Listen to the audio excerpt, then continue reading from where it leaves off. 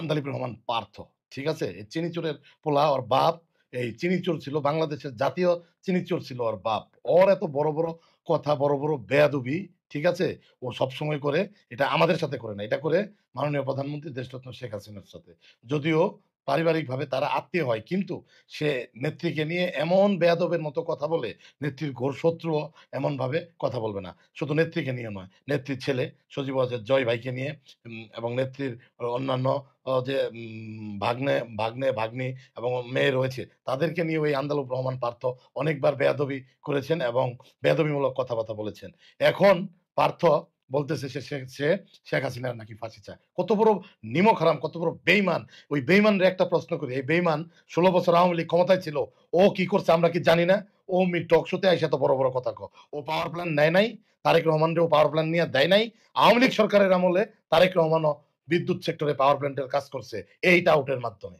এই টাউট আন্দালি পার্থ, হ্যাঁ, চকচক করলেই শোনা হয় না। সাদা চেহারার আড়ালে আর ওই বাপের চিনি চুরি করা টাকা দিয়া বিদেশে যায় পইরাইছে, ঠিক আছে?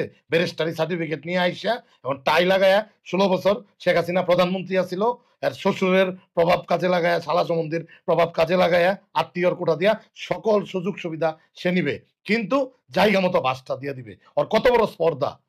ও কয় যে শেখ হাসিনার সে ফাঁসি চায়। এর আগেও জয় ভাইকে নিয়ে সে, সচিব ওয়াজেদ জয় ভাইকে নিয়ে সে অনেক নেতিবাচক কথা বলছে, বেয়াদবিমূলক কথা বলছে। ইভেন বঙ্গবন্ধুর সন্তানদেরকে নিয়েও উনি কথা বলছে।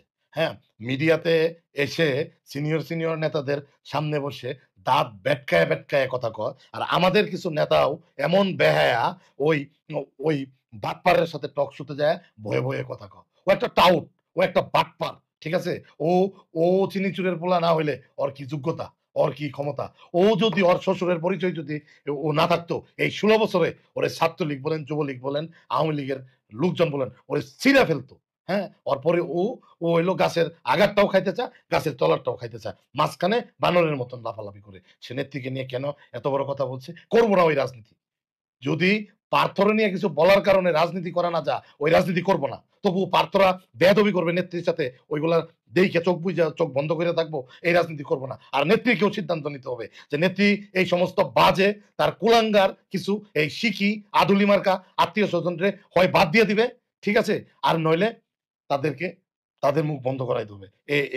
এটা নেত্রীকেও আমি বলবো যে মাননীয় নেত্রী, ও যে ভাষায় আপনাকে, আপনার পরিবারকে নিয়ে কথা বলে, বঙ্গবন্ধুকে নিয়ে কথা বলে, আপনার ছেলে মেয়েকে নিয়ে কথা বলে, আমরা বঙ্গবন্ধুর আদর্শে আপনার নেতৃত্বে রাজনীতি করি। আমাদেরকে কেউ দাওয়াত দিয়া এই পার্টি করতে আনে নাই, আমরা জন্মসূত্রে এই পার্টি করি। সুতরাং আমরা যার আদর্শ বিশ্বাস করি, তাকে নিয়ে, তার মেয়েকে নিয়ে, তার ছেলে মেয়েকে নিয়ে কেউ কথা বলবে, এটা কিন্তু আমরা কোনোদিনও মানি নাই, মাইনে আমরা রাজনীতিও করতে পারবো না। এই জন্য নেত্রীর কাছে উদাত্ত আহ্বান থাকবে, এই সমস্ত আবাল মার্কা, এই সমস্ত আধুলি শিখি বেয়াদব, যাদের নাকে টিপ দিলে এখনো দুধ বেরোবে, ঠিক আছে?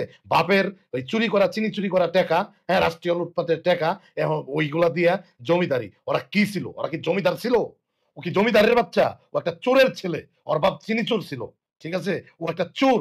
এই কথাগুলা কেউ বলে নাই।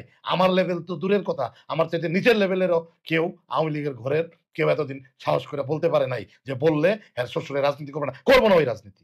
এর শ্বশুর কেন? যে কেউ যদি রাজনীতি করতে না দিতে চায়, করবো না। রাজনীতি করছি, এনাফ টুক করছি, দরকার পড়লে এগুলা মাইনে নিয়ে রাজনীতি করবো না। পার্থ বঙ্গবন্ধুরে নিয়ে কথা বলবে, নেত্রীকে নিয়ে কথা বলবে, জয় ভাইকে নিয়ে কথা বলবে, রেহান আপাকে নিয়ে কথা বলবে, আর পরে পার্থর চামচামি করে আবার এই রাজনীতি করা লাগবে, এই রাজনীতির দরকার নাই। এই রাজনীতির দরকার নাই। ও কিছুদিন আগে টক শোতে আইসা বলতেছে আওয়ামী লীগ একটা মুরগির খুব উপায় নাই যে যেখান থেকে কেউ একটা কথা বলবে। আরে বেটা বাট পার, ১৬ বছর তুই কই আসিলি? ১৬ বছর তো তুই তোর শ্বশুরের আশ্রয়ে প্রশ্রয়ে আসিলি, এক একটা আকাম ঘটাইতি, এক একটা অঘটন ঘটাইতি, ঘটাই তুই তোর শ্বশুরের বাড়িতে যায় আশ্রয় নিতি। এগুলা কি আমরা জানি না? গুলশানের বাসায় যায় থাকতি। এখন আর কারো ভয় পাই না, কারণ কি দেওয়ালে পিঠ ঠেকে গেছে। দেওয়ালে পিঠ ঠেকে গেলে কাউকে, কারো ভিতরে ভয় আর কাজ করে না, ঠিক আছে? এই আন্দালিব রহমান পার্থ এই সমস্ত বাটপার কিছু আধুনিক শিখি আত্মীয় স্বজনদের কারণে আজকে আওয়ামী লীগের এই অবস্থা।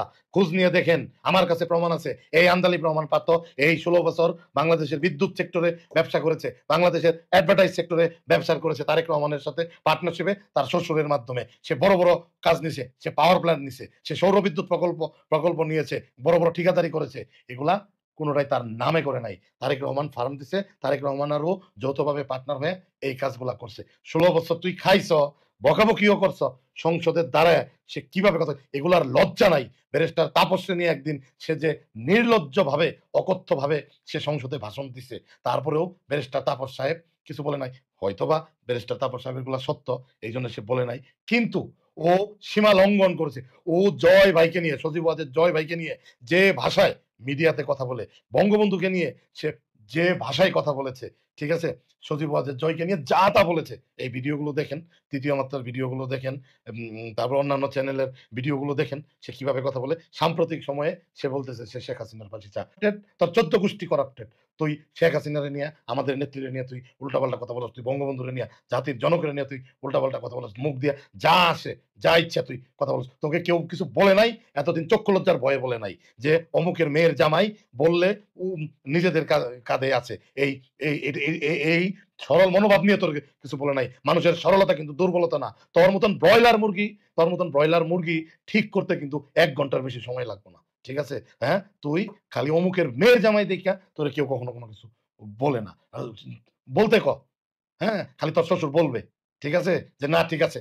পার্থর দায়-দায়িত্ব আমার নাই। তাইলে দেখ তুই পৃথিবীর কোন জায়গায় যায়া ঠিকমতো দাঁড়াইতে পারস কিনা? হ্যাঁ? তুই কথায়, কথায় তুই নেত্রীকে নিয়ে বাজে কথা বলস। এই ধৃষ্টতা, হ্যাঁ? একদম জিভ ছিঁড়ে ফেলা হবে নেত্রীকে নিয়ে কোন উল্টাপাল্টা কথা বললে। ঠিক আছে? সহ্যের একটা সীমা আছে। সহ্যের একটা মাত্রা আছে। বঙ্গবন্ধু আমাদের আদর্শ, দেশরত্ন শেখ হাসিনা আমাদের নেতা।